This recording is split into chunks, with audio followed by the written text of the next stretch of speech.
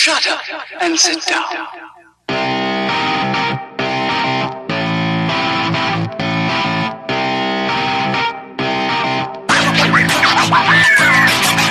What's up, everybody? Welcome to Third Shift. This is episode 14. As always, I'm your host, Matt. With me, of course, is my buddy, Eric. Eric, how the hell's this week been treating you, buddy? It's me, Eric Nukem, Duke Nukem's stupid cousin. Oh, yeah. His very stupid cousin. So, yeah, went ahead and bought a Duke Nukem, obviously.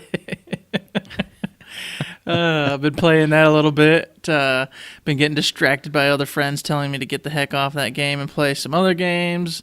But, yeah, been getting a little game time in Battleborn, getting tilted over there a little bit. Family's been sick as dogs, which is to be expected. It's fall time here. So, usual. Not too pleasant. But, hey, all in all, not too bad. How about you? I'm feeling great, Eric, because I finally did it. Everyone who's been listening knows I've been on the cusp of beating Witcher 3 for the past, 18 months. And now I finally did it. I finally did it this week on Friday. I cracked open a growler of beer, and I was like, I'm going to have a crazy Witcher marathon. It's going to be amazing. And then I beat it in 45 minutes. And I was like, oh, well, I'm still going to drink some beers, I guess. And fall asleep. And fall asleep, yeah, exactly. But yeah, other than that, it's been a good week playing some Battleborn. Haven't been playing as many matches with you as I'd like because I'm on the crazy weird early shift now. Playing Duke Nukem just like you are. And I started up The Last of Us, which came with my console that I bought a year and a half ago, and I've never touched. So that's pretty fun. That's what I've been doing. Heck yeah, and also we should mention that if you guys have any kind of chili cook-offs in your towns, wherever you live, go to them. Oh, yes. We've been going to this one in our little town for years and years, and I can't tell you how much fun it is. If you don't like chili, they usually have other fun events. So, just give it a shot. A lot of fun. Well, I didn't see the mechanical bull there this year. Yeah. So there's one less event. What the heck? Well, they did have a fun house, little bouncy place, though. So. Oh, okay. Well, yeah. I mean, that's safer. Mm-hmm. Well, we saw the drunk people, and it never goes well. Yeah. So. Yeah. Smart. Why would you go get drunk and then slam 20 chilies? That doesn't. And then jump on a mechanical bull. Yeah, that's a recipe for vomit. And I'm sure it happened. Hence, there's no mechanical bull. Nobody wanted to hose down the mechanical bull. Thus, there is no mechanical bull this year. Exactamundo. So it's been a fun week for us, and of course we did our Talented Tuesday, as we do every week. This week's subject was Atticus, to celebrate the launch of Atticus and the Thrall Rebellion, the new story op. I thought we had some pretty entertaining ideas. Well, you and me, Danny did more of a artistic representation of him, but which all three were pretty darn nice. I enjoyed, and it's funny because for my own, it took me all of 7 minutes to create, which I was very impressed by, and it took me 2 minutes to think of, so it was even better. That's pretty good. That was a record time for me this time around. I was very happy with it. And I thought it turned out pretty cool. So yeah, I thought it looked pretty good. As for mine, I was just, as with Raina last week, trying to think of fun things to do. Big hands, well, I literally could not draw him arm wrestling Krieg, which is what I was going to do. But there's no chance that was going to happen. It's what else? He's a big thing. He's got horns. What else is big and has horns? Oh, Minotaur. Horn Bros. There it is. Yeah. Boom. So if you guys haven't seen those, check them out. They're pretty cool. And also, once again, submit your own. I'd love to see some of your guys' interpretations of the Gearbox characters we have at our disposal. Yeah, absolutely. As always, you can check out the preview versions on our Twitter account. Check the Instagram for the full versions. You can tweet your creations to us. I don't know if you can Instagram them to us. I don't know how Instagram works. Danny, help. But next week's subject is Galt, so get your double-barrel shotguns ready and be prepared. I've got an idea or two. I don't want to hype the people up because it might turn out to be craptacular, but I have an idea, and I think I'm going to have fun with it. The way you've been crying about how you've been playing Galt, though, I have a pretty good idea where you're going to be going with these drawings. We're not going to talk about my woes and issues with my inaccuracies. That's what this podcast is all about, man. Episode 14, Eric's woes and issues. If we go down that road, we're never coming back. 16-hour podcast, and we're dead by the end of it. It's a dark road down there. Speaking of dark roads, segue that means nothing. was wondering where you were going with that. Gearbox delightedly gave us some more golden keys for Borderlands 2 the other day. So as per usual, if you guys need those and haven't seen them as of yet, you can check the show notes below or go to our website or any other form of media that you follow and pick them up. Yep. Definitely check out the Twitter account. I retweet them as soon as I see them. So heck yeah. If you didn't see them, I saw them. That's right. Somebody saw them, and you going to get them. That's right. So as we mentioned in our intros, we did go ahead and buy some Duke Nukem 20th anniversary editions and have been playing it a little bit. Admittedly, I've probably got about an hour and a half, 2 hours into it, so I'm not through it. I'm not all the way into it, but I have definitely gotten into the old feel of the first-person shooter in its heyday. Yeah, I've just beat the first episode right now before we recorded this, so I'm not super far into it either. But, saying that, I'm not, posting up the 3D realms or par times. I've been poking around every single aspect of the level and, maybe getting lost, I don't know. But, I've put a decent amount of time into it, but I haven't gotten super far. So there you go. Gotcha. Well, we'll kick things off by just giving some general positive thoughts and vibes we had on it, and then we'll kind of move into some criticisms, etc. And first off, I want to say, for anybody picking this up, turn on the commentary mode because, wow, there's all sorts of cool little nuggets they're just throwing all over in there. Some of them are a little on the technical side. I know me and you talked about that a little bit. But overall, it was just awesome. And I'll give you an example. I went ahead and headed to one of the space levels. And in it, there was a little spot where you could look out on the terrace. And they had a cool commentary on that. But next to it, there was a little button panel. And you had to press these buttons to solve some puzzle or whatever. And there was a commentary there. So I click it, and they go, yeah, so we decided to put in these buttons here. And we're not really sure really why. I guess it was to piss people off and slow them down. I don't know. And I was just cracking up. I'm like, that's exactly why I thought they put it in there because none of it ever made any damn sense. So it's stuff like that. There's plenty more I could tell you about. But hey, you know what? If you get it, get on there, turn the commentary on, and check it out. What'd you think of it? Yeah, I definitely agree, especially with the commentary part. Even the some inside baseball stuff they were talking about, oh, hey, everyone was using this fire physics pack that came on this, random whatever CD they named. It's cool to know that that's a thing that was passed around. Everyone used these specific effects around that point in time. Like I said, I only have vague memories of playing Duke 3D back in the day, so it was kind of cool to hear kind of the decisions they made, how they made stuff, especially in that very first level. I think there's part where it's oh, well, we had to shave 20 pixels off of this particular object so we could get a better frame rate over here. And then, other stuff hey, this is the way people are going if they didn't find the cool rocket launcher. And I'm like, oh, there's a cool rocket launcher? Well, sneak a poo back and find it. Like you said, lots of nice little tidbits, kind of inside info. I think that's a lot of fun. Yeah, I enjoyed that part. And then as for the game itself, it really took me back down memory lane. I mean, I was a huge player of Doom, Quake, especially Quake Arena, did quite a bit of that, even though I sucked. I've always sucked at first persons, but I don't know. I'm a glutton for punishment, so I keep coming back. But you put this in, and it was just instantly, I was back into them times, playing those games, and I enjoyed it.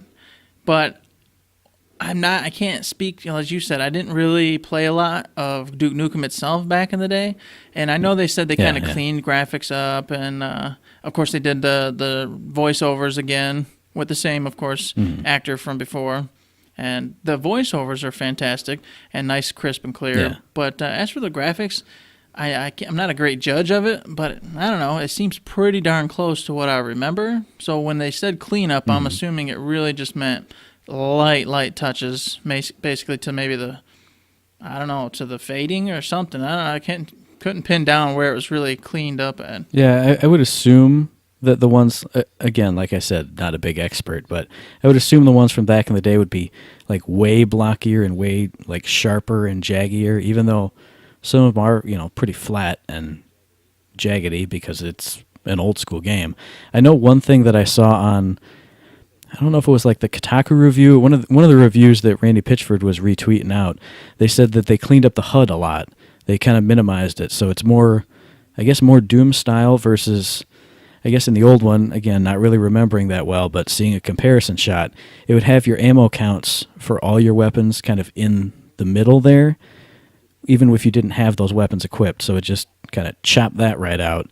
And I'm sure there's some other things too. Maybe there was like a whole inventory panel too, just like the weapons. But that's all gone, and I think it looks a lot cleaner. Looking at screenshots and video of the old one compared to the new one, I like that graphical cleanup a lot. I will say the one part I did notice a very distinct difference was when he's looking in mirrors. Whenever you look in the mirrors and you look back, it's a very sharp image of what's actually behind you, whereas I remember in the old version, it was definitely not that way. So, something like that I've seen, but I just can't speak too much to the other stuff just because I just don't remember. Now, granted, I could pull up some of one of my old systems, pop it back in, and play it again, but I just don't think I really have to. We got YouTube. We got computers in our pockets now, man. If you want to see what it looked like, you can just see what it looked like from some other guy. I don't know how to use computers. From some other guy off of the other corner of the world in Tajikistan doing a speed run of it. He's going to beat every stage in like 30 seconds, but you'll be able to see what it looks like. That's true. Technically, we could probably already go on and see the entire game played in 5 seconds, but hey. Oh, yeah. So my general thoughts thus far, without having beat it, I would say it's very enjoyable. Like I said, it's definitely a nice tramp back in time. Yeah. But I'm not sure that it's going to have any kind of spark to anybody that's younger than us, anybody from like PlayStation 2 on. I'm not sure if anybody from then is going to want to really play this game just because it's dated. It's clunky as all get out like the old first persons were. And in general, the humor is very dated as well. And it's something we enjoyed back then, but I just, with the way the world is now, I don't think a lot of people enjoy. I don't know what you could be getting at there, Eric. I just can't imagine. A lot of Care Bears and sensitive people out in the world, and they just don't enjoy those old-fashioned, sexist, racist, funny, on-the-cuff jokes. Yeah, I definitely agree with you in that it is definitely a blast from the past. I played a little bit more of Wolfenstein, a little bit of Doom, kind of more like watched my buddy play it when I was over at his house.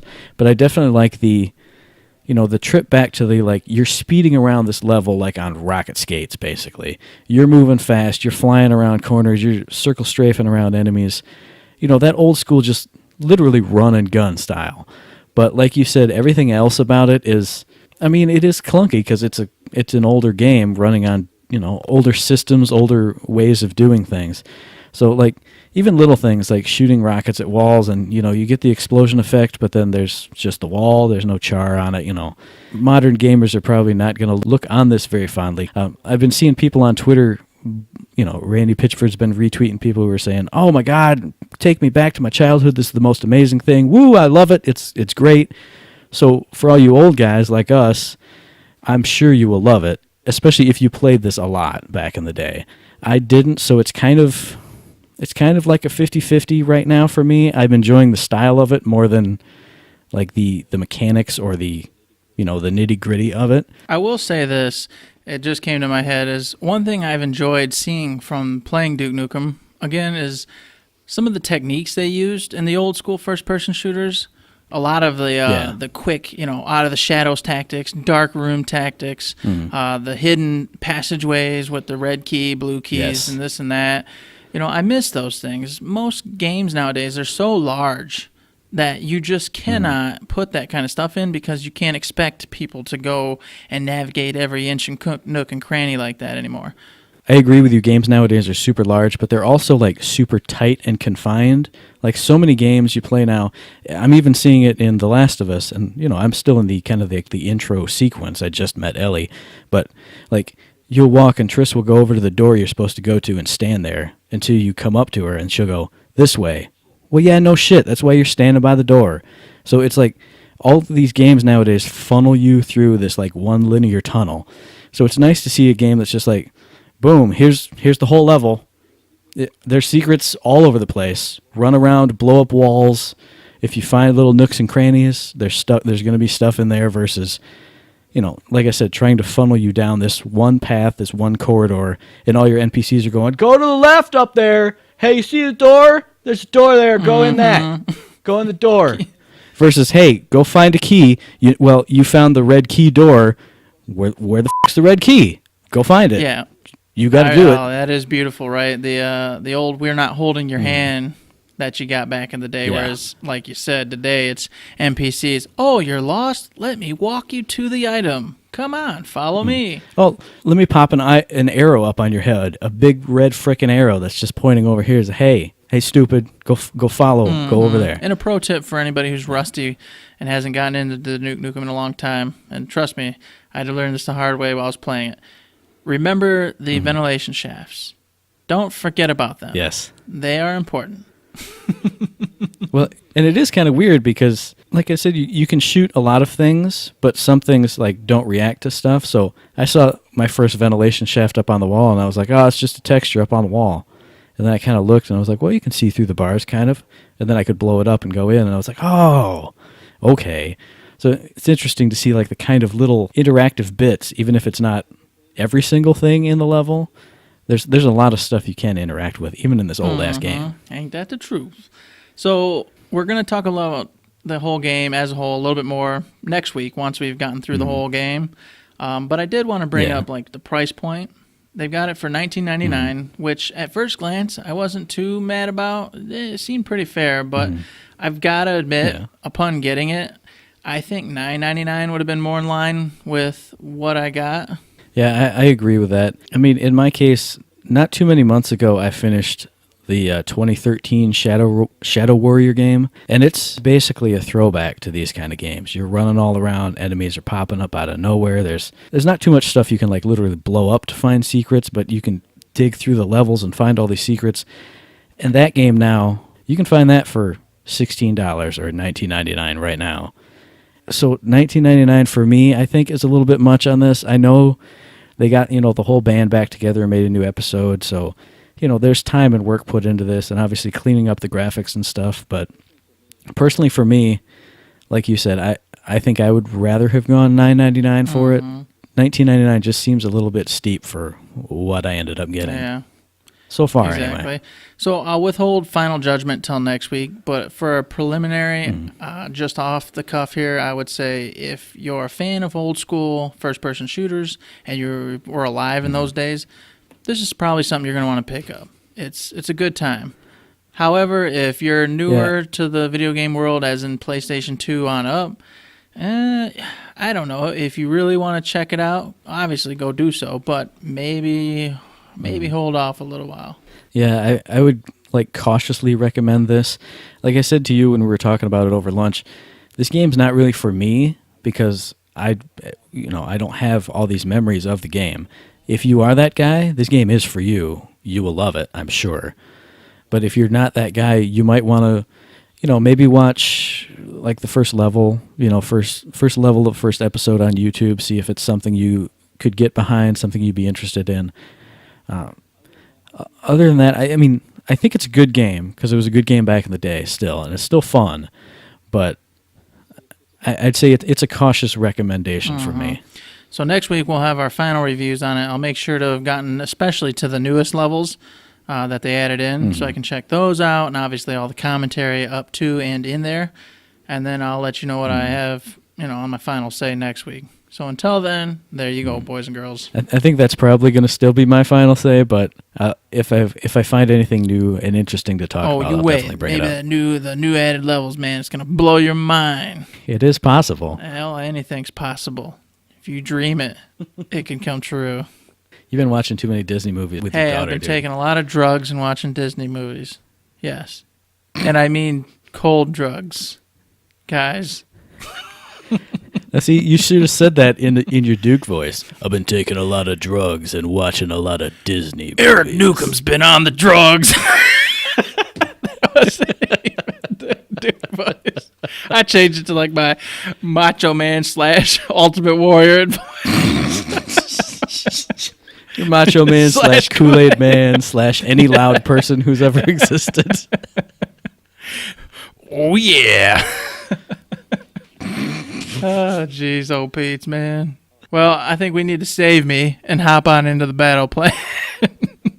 That sounds good. Back to a modern game, Battleborn, where you can maybe be a little bit more sane. I was going to say, that's not possible. No, that's... I'm a broken man. So anywho, it's Battleplan, Matt. Let's kick it off. Well, of course, the big thing that's happening like all over Battleborn right now is Atticus and the Thrall Rebellion story op is dropping today as we're recording this Thursday. The new free face-off mode is dropping, and all the October crazy patch notes and changes are dropping right now. I think they're probably trying to install on my system right now, but I have it open and up right now, so it's not going to work. One thing that they mentioned specifically in the battle plan that I either didn't know or had somehow totally forgot is that they said all PS4 players who were part of the open beta that they had months and months ago, you get the story out for free. And I swear I never knew that, but that's pretty amazing. I want to say I had a vague memory of it, but disregarded it. So, yeah, I think that's pretty freaking cool, man. Yeah, I think, well, for us, we bought the digital deluxe version anyway, so it doesn't really matter. But and that's why I think I kind of just left right on my head was, I got everything, so I didn't have to worry about it, period. It wasn't an issue. Yeah, but if you were in the beta and you picked up Battleborn on sale, or you're going to pick it up on sale right now because of all the cool free stuff that's dropped and all the cool changes that are coming to it, hey, if you want to, you can even hold off on getting the season pass because apparently you get the new story out for free. So, and as you said, the face-off is available to everyone regardless. Yeah. And also, in case you guys haven't already got on there and checked it out, they dropped 4 new spoopy skins. That was for Deandy, Alani, Reyna, and Pendles. So if those are any of your favorite characters, take a peek because they've got themselves some cool little Halloween get-ups. Yep, I'm definitely getting the Reyna one because I can't not. I feel like I should get Alani's, but I haven't played with Alani in a while, so I've been debating, going back and forth in my brain, whether or not this is a good idea. Alani's totally my main, but I never play her. I haven't claimed her as my main in a while. Shout out to Player X on that one. Shout out to Player X there. It's been a long time. Although, I know you're going to be scared, but I've been considering getting back on her and really trying to focus on her for a little bit. Yes! The 10 HP heals are back. 10 HP. But you know how many 5 10 HPs means? 50, and that's real. Yeah, but you usually give me like 1 before I die or I'm running away, so it's... You can't say I didn't help. It's usually 50 HP over the course of the match, more like. Dude, I just threw down Riptide, jump in it. But I'm back at too the base. bad. Oh, sorry, dude. Too bad for you. Sorry. I can't hit anybody. I can't get my stupid osmosis up. Oh, God. Yes, I look forward to getting back to that. Oh, awesome. But speaking of all the new stuff that's coming to Battleborn, they're going to be starting up a stream actually in like 12 minutes from when we're recording this, showing off all that stuff. So if you guys didn't get a chance to tune into it on Thursday when they originally did it, head over to twitch.tv/gearboxsoftware. I'm sure there's an archived version there. I mean, if you're at work and haven't had a chance to play around with stuff, I'm looking forward to checking it out after we record this.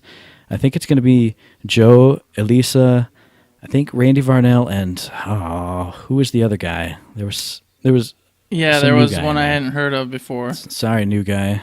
Ian Childs. Ian Childs. Shout out to you, sir. Sorry we forgot your name at first. We still love you. But yeah, all 4 of those guys will be in there. I think they said they're going to show 1 playthrough of the new story op, and then I think 1 or 2 matches of the face-off mode. I'm not 100% sure but they said 2 teams of devs squaring off. Yeah, it didn't specify how many matches, I don't think. It just said they're going to have 2 teams of developers there, or whatever, Gearbox employees going head-to-head and showcasing off all the wonderfulness of the new mode. So yeah, if you're, like I said, at work or at home and your PS4 is busted or something, and you want to get your face-off fix, that'll be up there, I'm sure, by tomorrow. So you can check that out. I just want to mention, too, on this, I mean, the hype is pretty darn real all over today. Everybody's been super excited about getting their butts on there today and checking out these new modes, myself included. But, of course, what day is it? It's Thursday, and it's podcast day, so, It's podcast day, I'm over here chomping at the bit just as well as you, and I kind of had a tear come trickling down my eyeball because you mentioned that you turned your PlayStation on or were going to get it downloaded, and I didn't even think of that. No. So I'm down here in my dungeon, sitting here thinking, well, now I'm going to have to download it, and I'm probably not going to be able to play tonight. That's making me sad. Yeah, that's true. Mm-hmm. Yeah, and another thing, just since you mentioned all the hype today, they recently released a new trailer for Atticus and the Thrall Rebellion, featuring like Atticus with like the film noir background and like the film noir voiceover, and that got me. I mean, if I wasn't already sold, I am like 1,000% more hyped right now, because as I said when they first showed off the, his voiceover detective work stuff, that is everything that I love. That is totally my wheelhouse, and I was just like, yes, you guys nailed it. The whole presentation of that entire trailer was just awesome. I thought it was pretty dang sweet too. And coming off of that, I'm going to skip ahead in the battle plan just a touch. But the lore this week was awesome. The conversation with Umbra and Galt, involving, of course, Atticus and how he's inside the hologram room, or what do they call it? The simulation room. I think. That whole thing was just fantastic, and kind of gave you a nice look at Umbra as a character instead of Umbra as I see her, outside of the lore, which is pretty just robotic almost. Yeah, they even gave you some like hints and clues and bits and like teasy little tastes about Sister Arya and what she's all about, what her not necessarily motivation is, but like the kind of character she's going to be. Like I said, just like nice little teases. I thought it was really well done. Yeah, this it was week. just a great tie-in to everything coming out. So back to the main stuff, we got the hot fixes this week, and these are actually tied in, of course, with the big dog changes and everything else we've already discussed and you've already read all about. Yep. And one is that Eldragon's base health is going to be increased by 92. Okay, and as I just said, that is going to be additive to the other changes involving Eldragon this week, which, as everybody's been whining and crying about, oh, rest in peace, Eldragon. Well, I'm going to tell you that I'm a salty dog, and I got my butt kicked all week by that son of a gun. So you know what? Rest in peace, Eldragon. Well, I think if this is the overall just discussion between you and me, I took that to mean that he's getting his health boosted by 92, just like overall. Do you think that's cumulative with what they did, or is it dropping down the 194 and then butt up 92 from that? I would say change is additive with the previous health adjustments, meaning I think that you're right. I think that they dropped them and then they added 92 back. That's what I'm guessing. Okay. I'm not for sure, but that sounds, by the wording, what that would be. Okay, that's what I thought too. But I definitely think that the health adjustment was needed because of all the damage and stun and everything else nerfs they did to him. If they also made him super easy to kill, it would be, I mean, they just end up doing this again next week. They just have to buff his health up. The other thing they did was upped his clothesline damage by 133%, which honestly, as someone who's played a decent amount of Eldragon, I think that's needed because I literally never used clothesline to hit anybody ever. It was my escape tool or my get in tool once I could aug it up to knock people into the air.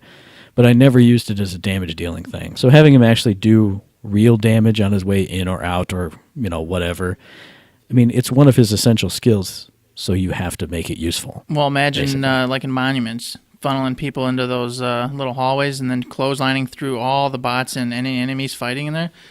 That's a big deal. Oh, yeah. That's a huge asset to your team.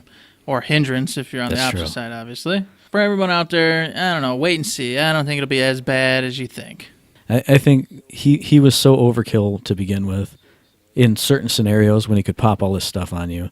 I think this will balance him out. And if it doesn't, well, they can always just buff him up again in a couple weeks. So they'll just have to pick one of the other characters for a little bit. Nothing's permanent. Not a big deal. And the last one, we've got the Master of Phoebe Challenge. They went ahead and made sure you have to be character rank 15 now to achieve that. So apparently beforehand, you could do it before you even max the character out, which obviously that was not intended. It's now fixed. Nothing too big, but hey, cool. Another nice little fix to make things work the way they're supposed to. Then up next in the battle plan, we got the community spotlight. We hit the lore bit already, but they introduced one of their community badasses, which they've taken a break from doing that for a while. but they spotlighted a forum member named Lowlines who's made a ton of like guides and features and like it.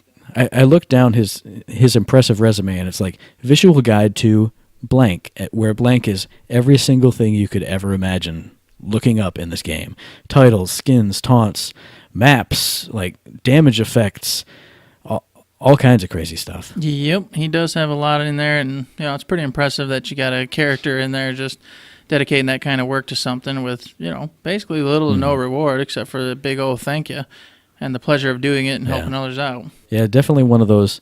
I mean, seems like one of those who's just like digging into the data and where these things are, how you can find this or that or this or that. Just like you said, one of those forum members who's generally unappreciated, but everyone loves to have around because you always need that guy to dig out that stuff for you. So make sure to check out the Battleplan and click the link and check them out there in the forums. And I think it was tied into the lore bit there, just before or just after. We got a tiny little sneak peek at a new legendary item, I'm assuming it's new, called Arya's Encore, a cooldown reduction item. It didn't say how to unlock it, but I'm assuming it's going to be in the Thrall Rebellion story op, because we've seen that Sister Arya is going to be in there. A little teaser of this new legendary item. Well, and what I'm wondering is if this is like they've teased like the ultimate one. This is the new like go-to bad mamma jamba one out of this new story op, or if it was just basically a cool random one they picked because it tied in with the story that they had in the lore. Well, the last bit of the battle plan, they announced that, hey, it's been Stream Madness lately. They're streaming almost right now as we're recording, as we've said 1,000 times. They announced that next Thursday, the 20th of October, they're going to have their Kid Ultra reveal stream. That's going to be at 3 p.m. Pacific, 6 p.m. Eastern Time. Again, thanks, Gearbox. I love recording podcasts super late. But yeah, that's going to be our first actual look at Kid Ultra, so I'm looking forward to it. I know you're looking forward to it. Yep, as we've already discussed on the podcast, he's definitely looking like my kind of support character. Stay in the back, don't have to get in engagements because I suck at them anyway, and just help the team. You're going to do it anyway. I know. Oh, I know. You're going to go, hey, here's my sidekick power. Zoom in. Oh, what? Why didn't anybody come with me? Now I'm dead. But yeah, definitely. Next week, check that out. Kid Ultra is going to be up on the big screen, getting some gameplay, really kind of digging into how the heck he's going to play out. And as we said before, they said his skins and stuff are going to change the way like all his abilities work and sound and all the effects around him. So I'm definitely looking forward to seeing that in action too, seeing how all that plays out. So we're definitely looking forward to jumping into Battleborn later tonight or tomorrow to see all the cool changes, play the story app, play face-off mode. We've told you what we're looking forward to, so we want you guys to tell us what you're looking forward to. Give us your feedback. And speaking of feedback... Oh, feedback, it's time! Oh, mailbag! Oh, random question from the box. Oh, Here we go. This question comes from Joe's O's on Twitter, at Joe's, and I think it's a 0S, but at Joe's O's. He asks, speaking of Battleborn, which Borderlands character skins do you expect to see, and for whom will they be available? Brainstorming session. Okay, well... Right off the bat, I think you're going to get a Axton or Roland skin for Oscar Mike and Whiskey Foxtrot. I think that makes sense. Hands down, you're going to get one for one on those guys. Yeah, I think we'd kind of speculated, I don't know if we said it on the podcast, but I could see a Claptrap skin for Kid Ultra because he's a little robot. He's going to be a short character, a little, short, fat character. You could make him boxy pretty easy. I think that'd be a fun skin for him. Plus, with him being a sidekick, I mean, he could have lines about you being his minion, even though he's really your sidekick. And obviously, the easiest one of them all, Tiny Tina, is going to be Orendi. Ta-da! Well, yeah, that's a no-brainer. Hey, I got another great one. Gage is going to be Shane and Oryx. I honestly didn't even think about that, but that is perfect, obviously. Yeah, I think for sure we'll see that. Well, I'll hit you with a double dose since you just got me with two. I'm thinking for Alani, I think you could do a Maya skin. And if you remember, Eric, Maya was the Siren in Borderlands 2. Oh, come on, man. And I'm thinking that specifically because when you would phase lock somebody, there was, I don't know if it was just the base ability or if you had to augment it in your skill tree, but it would shoot him up in the air and hold him up there so everybody could deal all the damage to him. And, gee, what does Alani always do to you? Oh, it's bubble time. So that works out perfect. And then I think for Lilith, oh, gee, she's the Firehawk who has all the fire-based abilities. What? Umbra. I think that's kind of a no-brainer, too. You might have to rework the way kind of she looks and casts things, too, but Firehawk, there you go. Well, as for any of the others, I was trying to, while you were talking, think of anything that would fit for Tales from Borderlands, but they didn't really have any special powers. There was nothing there that would kind of correlate, except for just having fun with it. Nothing there, I don't think. Even though I would love to see it, and I would think they'd want to promote that, because as we've discussed, I think the characters from Tales from the Borderlands obviously are going to be some of the main characters and/or at least part of the next Borderlands story. Yeah, I'm trying to rack my brain to think of some, but it feels like you could put Tales from the Borderlands skins on anybody, really, but I don't think there's really any super good fits. I'm sure Joe Zoes will think of a few, because he's brainstormed Johnny. I don't know if you've seen him on Twitter. He's all over the place. Yeah. The only other one I thought of was Galt. You got to give him a Salvador skin, because when he pops his ultimate, he pulls out 2 guns instead of just one. Yeah, that makes sense. Yeah, again, that's a no-brainer. What I'm wondering is, once they do these Borderlands skins, are they going to be just, there were the Borderlands 2 cosplay skins where, things were a little bit different, but it wasn't total rework of the character. Like the head was totally different, which was the case with all the Borderlands 2 heads, but the coloration was just, it's Axton's outfit and it's colored a little differently. What do you think they'll do for the Battleborn Borderlands skins? Well, my hope is that they actually do a full-on skin. And by that I mean a full costume, a full re-rendering of that particular character. So shape would change slightly, everything, the whole 9 with it. That would be the smartest way to go. They haven't done that yet, really. They've done, the closest I've seen is with Isaac and Phoebe with their Bad Science and the whatever that happy face red robot one is. And while that's technically still just a reskin, but at least it kind of deviated the character, substantially enough to where it was like I felt like I had something different on my hands. So I really hope they do that with the next one. However, I'm not sure I see it happening, just because trend-wise it hasn't happened as of yet. Yeah, I'm with you on that. Everybody has, decent enough changes. Like Montana has a shirt on, but you can tell it's it actually is on his model. It's not just painted on him. Reyna's coat is a little bit different. Obviously, Shane and Oryx being made of balloons is a totally different feel. Yeah, that one's a really different feel. So, but like you said, I would love to see them totally remodel the characters. If you're doing a Lilith skin for Umbra, she can't have her staff because Lilith doesn't run around with a staff.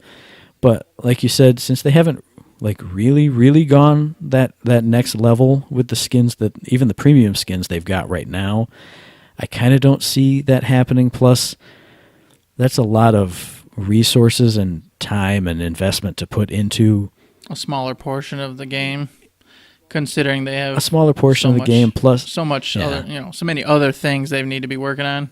If the game was taking off well and doing super bonkers business, I could see them doing that no problem. But since it's kind of, not as big of a hit as obviously we would like it to be, I don't know that they'd put all that much effort into something small like that. Yeah, I think realistically they got to keep it down a bit and focus more on making sure the game runs smooth and putting out new content, and then, of course, creating and thinking of ways to get individuals into the game or back to the game so that they have a shot at taking off. But it does make me sad, because I would love to see some actual full-on reskins. I'm sorry I just brought the whole conversation down. Thanks a lot for that. Oh. But it ain't sad, guys and gals, because you know what? Face-offs out there, frickin' Thrall Rebellions out there. They do have some spooky skins, and who knows? I haven't seen the cast yet, but I was also going to lightly, just real quick, mention, I hope to goodness they put some pumpkins or something inside of those PvP matches. Just some, like they did with Borderlands, just some silly little things. You just, bloop, oh, there was a bush there instead of pumpkin now. Bloop, oh, there was a tree there. Oh, look, it's a gallows ghost or something. I don't know. Yeah, just like... I think even in pre-sequel, even if you didn't get to the Halloween area, all the barrels are now pumpkin barrels.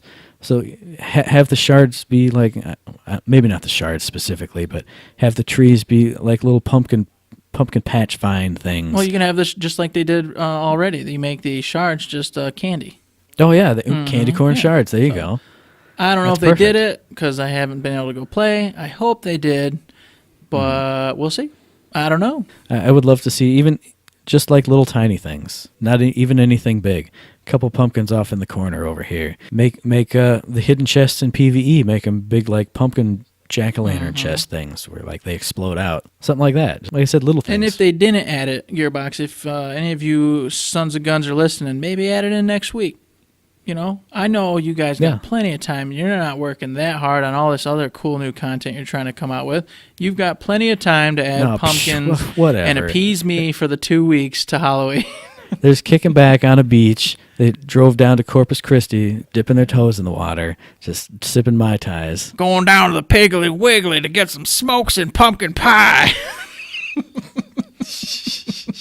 That's what they all sound like. Yep. That's what they exactly sounded like on the stream. They all sound like Scooter. That's what I'm going to believe anyway.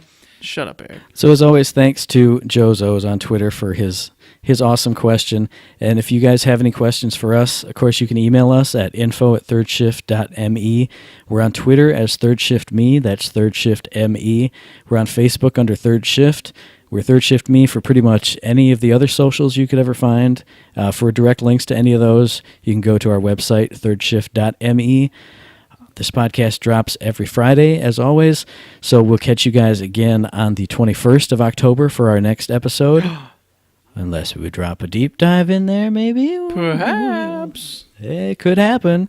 You can find the podcast on iTunes, on Stitcher, on Podomatic, where we started. We're on YouTube. We're on Google Play Music. We're everywhere you want us to be. And hey, if you like what we're doing, you know, drop us a rating, follow us or subscribe to us. Let us know that you like what we're doing. Yeah, that helps us, motivates us to keep making all this good old content or terrible content, depending on what you like or dislike. Depending on the week, exactly. You know. But yeah, we hope you enjoyed this particular podcast. Next week, we're going to have a whole crap ton to talk about because obviously we'll have been in there playing Face Off, playing the Thrall Rebellion, getting loot or not getting loot in my case, but still having a blast doing it. Yeah. You know, tell your wife to expect a 14-hour recording exactly. session. As usual, we thank you guys for listening. Without you, this is nothing. Yep. So keep on responding, keep on giving us that feedback. We love it, we dig it. And with that, my friend, I say, don't forget to save.